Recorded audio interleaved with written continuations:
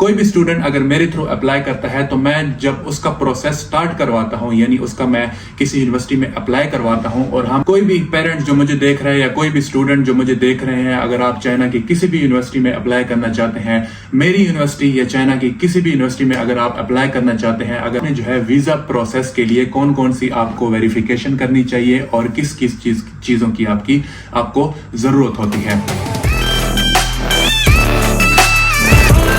अस्सलाम वालेकुम, मेरा नाम है डॉक्टर फिरोज खान और आप देख रहे हैं डॉक्टर फिरोज व्लॉग्स। आज की इस वीडियो में हम डिस्कस करने वाले हैं कि जब आप किसी भी यूनिवर्सिटी में चाइना में अप्लाई करते हैं तो उसके बाद जो वीजा का प्रोसेस होता है उसके लिए आपको कौन कौन सी चीजों की जरूरत होती है गैरिज ऑफिस में, और इसके अलावा जो है अटेस्टेशन आपने कहां से करवानी होती है। ये बहुत ज्यादा जो है ये सवाल मेरे से स्टूडेंट पूछते हैं और मुझे पर्सनली मैसेज आ रहे होते हैं, व्हाट्सएप पे आ रहे होते हैं और यूट्यूब में नीचे कमेंट में भी स्टूडेंट जो है पूछ रहे होते हैं कि सर जब हमारा एडमिशन हो गया, हमारा जो है JW आ गया, हमारा जो है एडमिशन नोटिस आ गया है, तो उसके बाद जो है हमारा जो वीजा का प्रोसेस है तो उसके लिए हमें कौन कौन से डॉक्यूमेंट्स चाहिए और कौन कौन सी डॉक्यूमेंट्स कहां से हमें जो है वेरीफाई करवानी है। तो ये जो है सवाल मेरे से बहुत ज्यादा स्टूडेंट पूछते हैं, तो मैंने कहा आज इस वीडियो में थोड़ा सा मैं आपको डिटेल बता दूं कि कौन कौन से डॉक्यूमेंट जो है आपके वीजा प्रोसेस के लिए चाहिए होते हैं। जो आप गैरेज ऑफिस से आप अपना वीजा स्टैम्प करवाते हैं उसके लिए आपने कौन कौन से डॉक्यूमेंट्स आपको चाहिए और कहां से वेरीफाइड डॉक्यूमेंट्स आपको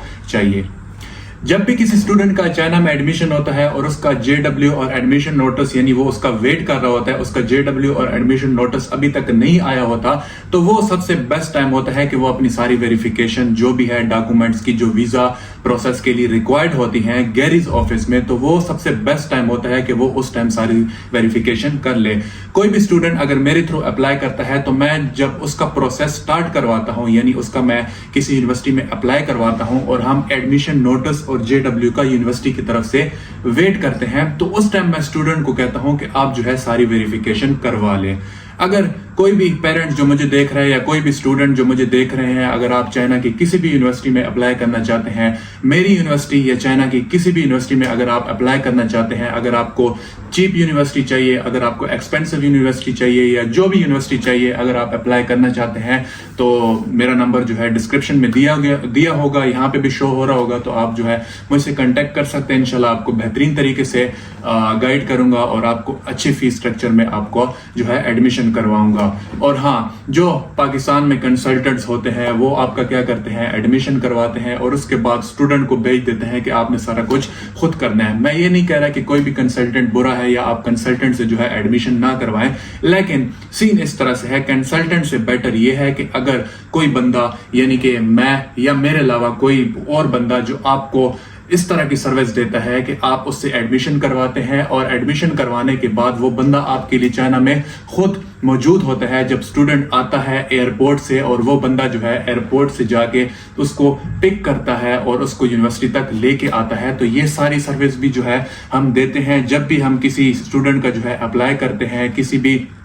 यूनिवर्सिटी में MBBS के लिए या किसी और मेजर के लिए, तो पेरेंट्स परेशान होते हैं अपने स्टूडेंट के लिए, अपने बच्चे के लिए और अपनी जो है बेटियों के लिए परेशान होते हैं। जाहिर सी बात है, पेरेंट्स होते हैं और उनका ये मानना होता है कि मतलब कि वो जब जाएंगे चाइना में जाएंगे तो उनको जो है जो भी प्रॉब्लम्स जो भी इश्यूज आगे आएंगे तो वो उनको किस तरह से सॉल्व करेंगे। तो उन पेरेंट्स और उन बच्चों को परेशान होने की कोई ज़रूरत नहीं। जब भी आप मेरे थ्रू अप्लाई करेंगे और जब भी आप चाइना आएंगे तो इंशाल्लाह आपको जो है एयरपोर्ट से पिक किया जाएगा और एयरपोर्ट से यूनिवर्सिटी तक इंशाल्लाह हम आपको कंप्लीट सर्विस देंगे। ठीक है, अब बात आते हैं वेरिफिकेशन पर कि आपने जो है वीजा प्रोसेस के लिए कौन कौन सी आपको वेरिफिकेशन करनी चाहिए और किस किस चीजों की आपको जरूरत होती है। सबसे पहले वीजा प्रोसेस के लिए आपको जो चीज जरूरत होती है वो जरूरत होती है मैट्रिक और इंटर की डिग्री। अब मैट्रिक और इंटर की डिग्री का आपने क्या करना है, मैट्रिक और इंटर की डिग्री को आपने अपने अपने बोर्ड से, जिस बोर्ड से आपने मैट्रिक की डिग्री की है यानी मैट्रिक की है और जिस बोर्ड से आपने इंटर की डिग्री की है, ठीक है, यानी कि इंटर की है, उन दोनों डिग्रीज को, मैट्रिक और इंटर की दोनों डिग्रीज को अपने अपने बोर्ड से, अगर सेम बोर्ड है मैट्रिक और इंटर का सेम बोर्ड है यानी Pindi board, Sargodha board, federal board या जो भी आपका बोर्ड है, तो आपने उस बोर्ड से जाकर उन दोनों डिग्रीज की यानी मैट्रिक की और इंटर की, इन दोनों की आपने वेरिफिकेशन कर लेनी है। ठीक है। मतलब अगर आपका मैट्रिक का बोर्ड कोई सरगोदा बोर्ड है तो आपने सरगोदा बोर्ड जाके आपने मैट्रिक की डिग्री की वेरिफिकेशन करनी है। और अगर इसके अलावा आपका इंटर जो है पिंडी बोर्ड से है तो आपने इंटर की डिग्री पिंडी बोर्ड से जो है आपने वेरिफिकेशन करनी है। अगर दोनों का सेम बोर्ड है तो कोई मसला नहीं, आपने दोनों चीजें एक ही बोर्ड से वेरीफाई करवा लेनी है, ठीक है। दूसरे नंबर पर जो चीज आती है, अब आपने क्या करना है कि इन दोनों डिग्रीज को जो आपने बोर्ड से वेरीफाई करवानी है, आपने जाना है आईबीसीसी। आईबीसीसी का तो सबको पता होगा, सब जो है स्टूडेंट्स ने नाम सुना होगा कि आईबीसीसी से वेरिफिकेशन चाहिए होती है। तो आईबीसीसी से आपने इन दोनों मैट्रिक और इंटर की डिग्री जब आपने बोर्ड से वेरीफाई की है, सबसे पहले ये बात याद रखें कि जो चीज आपने मैट्रिक और इंटर की डिग्री जो चीज आपने बोर्ड से वेरीफाई की है, उसके बाद आपने आईबीसीसी जाना है, ठीक है। पहले आपने आईबीसीसी नहीं जाना, ठीक है, क्योंकि जो चीज बोर्ड से वेरीफाई होती है वही फिर आईबीसीसी मतलब उसके बाद करती है, ठीक है। सबसे पहला काम आपने मैट्रिक और इंटर की डिग्री बोर्ड से वेरीफाई करनी है, उसके बाद आपने आईबीसीसी जाना है। आईबीसीसी का नाम सबने सुना होगा, सारे स्टूडेंट ने सुना होगा। उसके बाद आईबीसीसी से आपने जो है मैट्रिक और इंटर की डिग्री जो आपने बोर्ड से वेरीफाई की है, फिर आपने आईबीसीसी से वेरीफाई करनी है, ठीक है। और आईबीसीसी के बाद जब जो लास्ट काम आता है वीजा प्रोसेस के लिए, गैरेज ऑफिस से जाने से पहले के लिए, वो होता है मूफा, ठीक है। अब मूफा क्या है? मूफा का कंप्लीट जो है वो ये है कि मूफा मिनिस्ट्री ऑफ फॉरेन अफेयर्स, इसको जो है हम शॉर्ट फॉर्म में मूफा कहते हैं, ठीक है। अब मूफा से आपने कौन कौन सी चीजें वेरीफाई करनी है? मूफा से मैट्रिक और इंटर की डिग्री आपने वेरीफाई करनी ही करनी है। इसके अलावा जो चीजें आपने मूफा से वेरीफाई करनी है ये भी मैं आपको बता देता हूं। आपने मैट्रिक और इंटर की डिग्री भी मूफा से वेरीफाई करनी है, और इसके अलावा आपका जो पुलिस क्लियरेंस सर्टिफिकेट है, जिसको आप पुलिस कैरेक्टर सर्टिफिकेट भी कहते हैं, या आप नॉन क्रिमिनल रिकॉर्ड भी इसको कहते हैं, नॉन क्रिमिनल सर्टिफिकेट भी कहते हैं, या जो भी आप कह लें, आपको समझ आ गई होगी, जो आपका पुलिस स्टेशन से बनता है। सारे स्टूडेंट को पता है होता है, जो भी वो चाइना की किसी भी यूनिवर्सिटी में अप्लाई करते हैं तो उसके लिए ये चाहिए होता है। और पुलिस क्लियरेंस सर्टिफिकेट के अलावा आपका जो फैमिली रिकॉर्ड सर्टिफिकेट है, एफआरसी है, एफआरसी भी आपने मूफा से वेरीफाई करनी है। 4 चीजें हो गई, मैट्रिक की डिग्री, इंटर की डिग्री जो आपने पहले आईबीसीसी से की हुई है। ये याद रखें कि मूफा का जो प्रोसेस होता है वो सबसे लास्ट में होता है, और वहां पे सारी चीजें आपने वेरीफाई करनी है। मैट्रिक और इंटर की डिग्री जो आपने आईबीसीसी से वेरीफाई की हुई है, इसके साथ आपने police clearance certificate, non criminal record जिसको कहते हैं वो, और चौथी जो चीज है एफआरसी, वो भी आपने जो है मूफा से वेरीफाई करनी है। और 5वीं जो चीज है जो आपकी बैंक स्टेटमेंट है, अगर आप वो भी वेरीफाई कर लें तो उसका भी एक पॉजिटिव ही साइन होगा, एक पॉजिटिव फायदा होगा आपको। जब हम चाइना आ रहे थे तो उस टाइम हमने इस तरह की बैंक स्टेटमेंट वेरीफाई नहीं की थी मूफा से, लेकिन अब जो है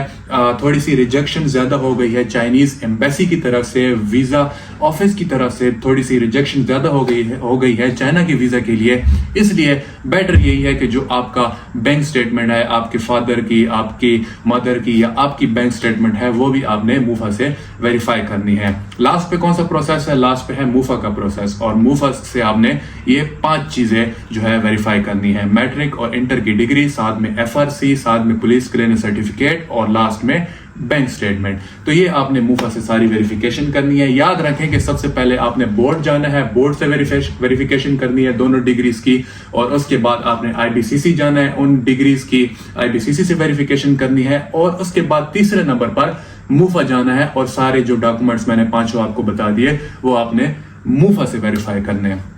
तो ये सारी वेरिफिकेशन आपने करनी है। और जब भी मैं किसी स्टूडेंट का अप्लाई करता हूं तो वीजा यानी JW और एडमिशन नोटिस आने से पहले मैं उसको बता देता हूं कि ये सारी वेरिफिकेशन आपने करनी है, ठीक है। वेरिफिकेशन कंप्लीट हो गई, उसके बाद सिंपल जो है आपने गैरेज ऑफिस जाना है, वहां पे आपने अपनी अपॉइंटमेंट लेनी है और अपना जो है पासपोर्ट जमा कराना है। और पासपोर्ट में इंशाल्लाह 4 to 7 डेज में जो है आपका वीजा स्टैंप होके आ जाता है, और उसके बाद जो है आप ट्रैवल कर सकते हैं। तो ये सारी जो है डिटेल्स थी, इंफॉर्मेशन थी, जो मैंने जो मुझे बहुत ज्यादा मैसेज आ रहे थे, जो मुझे बहुत ज्यादा नीचे कमेंट्स आ रहे थे, स्टूडेंट पूछ रहे थे, मुझे पर्सनली मैसेज करते हैं कि कौन कौन सी वेरिफिकेशन चाहिए होती है। तो मैंने कहा कि एक डिटेल वीडियो बना देता हूं ताकि आप लोगों को जो है इससे फायदा हो। अगर इस तरह की और आप इंफॉर्मेशन वीडियोस मांगना चाहते हैं तो वैसे तो मैं व्लॉग बनाता रहता हूँ, व्लॉग्स में भी जो है कुछ इंफॉर्मेशन आपको दे देता हूँ, लेकिन इस तरह बैठ के मैं अगर आपको कोई चीज समझाता हूँ तो अगर आप इस तरह की कोई वीडियो चाहते हैं, नेक्स्ट भी आप किसी इंफॉर्मेशन आप चाहते हैं आप कि उसमें मैं वीडियो बनाऊं, ऐसे बैठ के आपको जो है डिटेल वीडियो बनाऊं उस पर, तो इंशाल्लाह बनाएंगे, ज़रूर बनाएंगे। आप कमेंट में ज़रूर बताना। बस मिलते हैं इंशाल्लाह नेक्स्ट वीडियो में। अपना बहुत सारा ख्याल रखिएगा, दुआ में याद रखिएगा। अल्लाह हाफिज़, ज़ाइचियन, बाय बाय।